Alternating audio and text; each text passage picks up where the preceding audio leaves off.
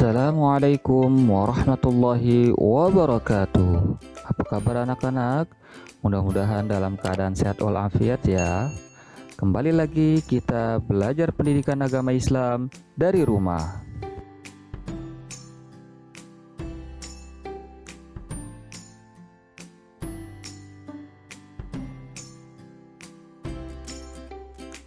Pada kesempatan kali ini kita akan belajar pelajaran 8 tentang senangnya berakhlak terpuji dengan subtema hormat dan patuh kepada orang tua, guru, dan anggota keluarga.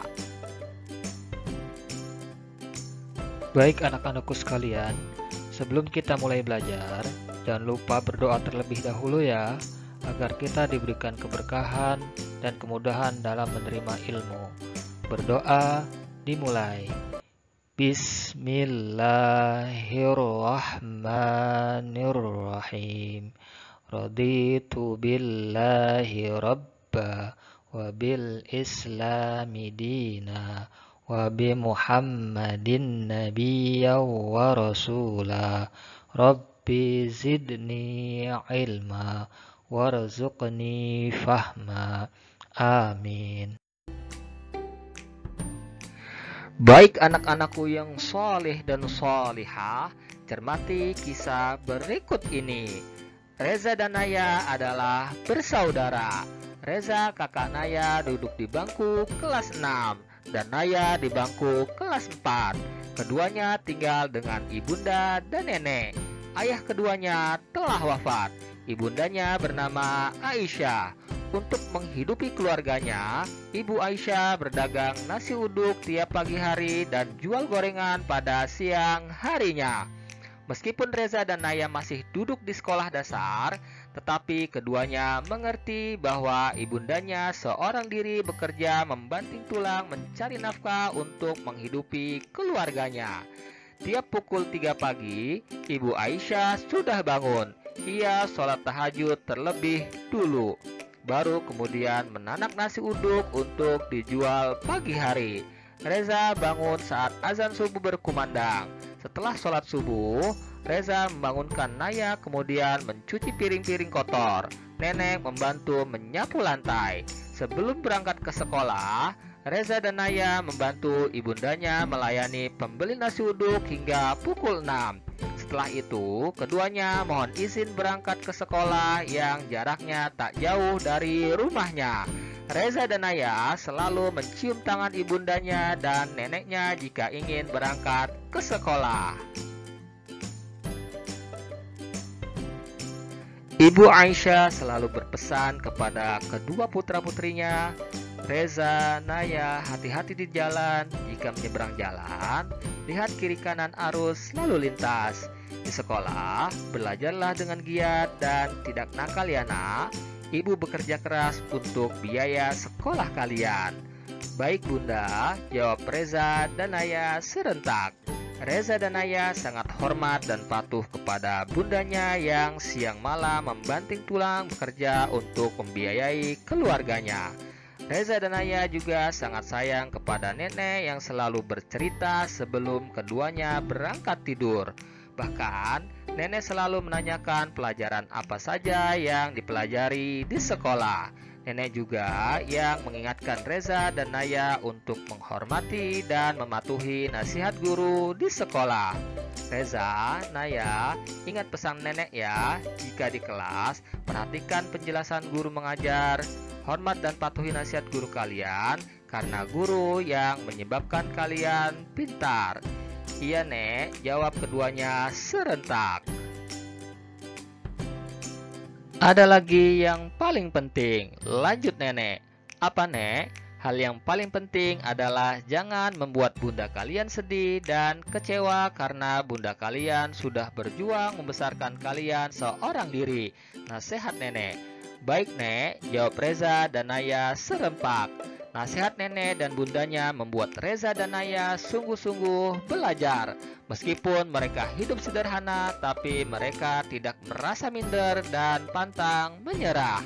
Nah, anak-anakku yang soleh dan solihah, setelah mencermati kisah di atas, apa intisari yang dapat disimpulkan?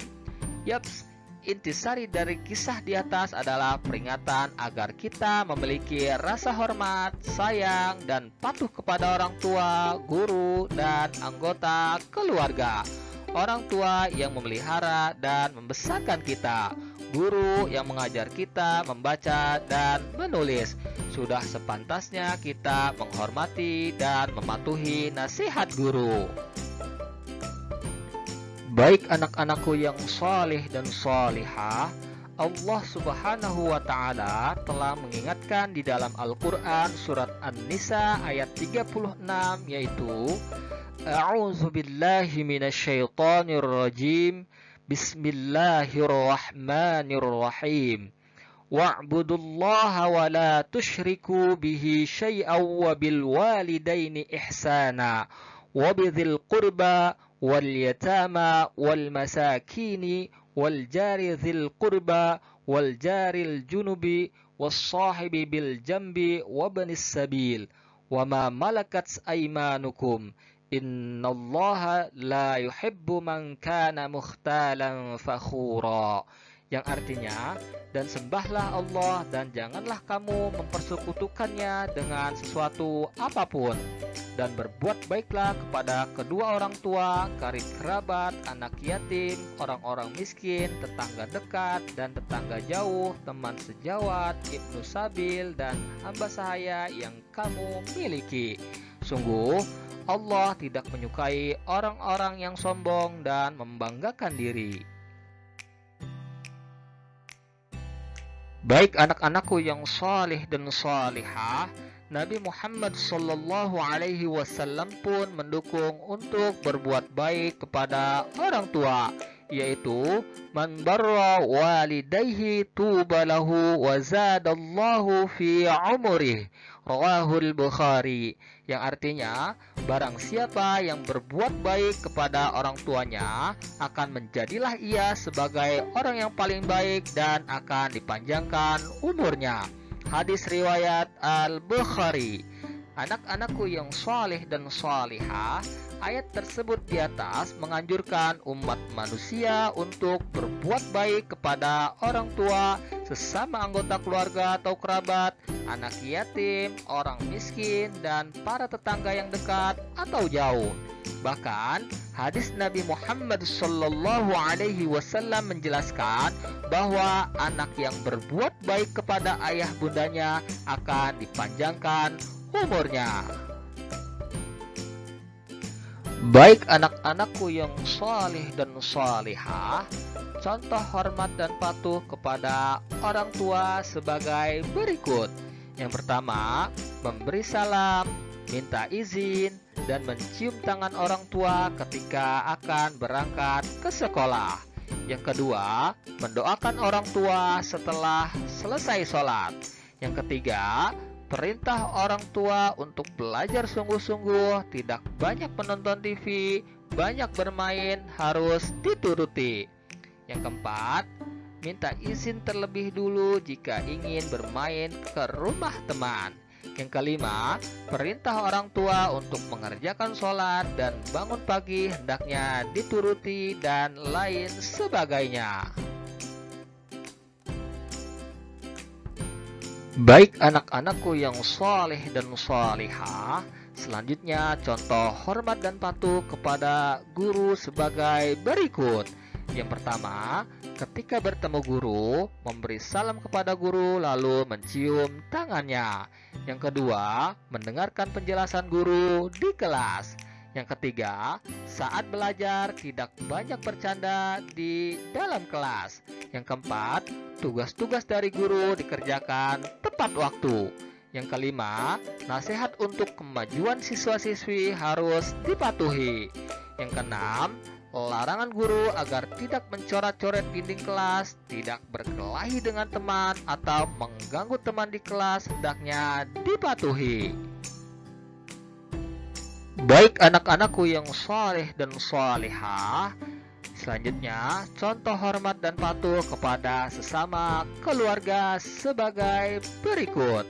Yang pertama, jika bertemu saudara atau famili yang lebih tua, seperti nenek atau kakek, paman atau bibi atau kakak, hendaknya memberi salam dan mencium tangannya.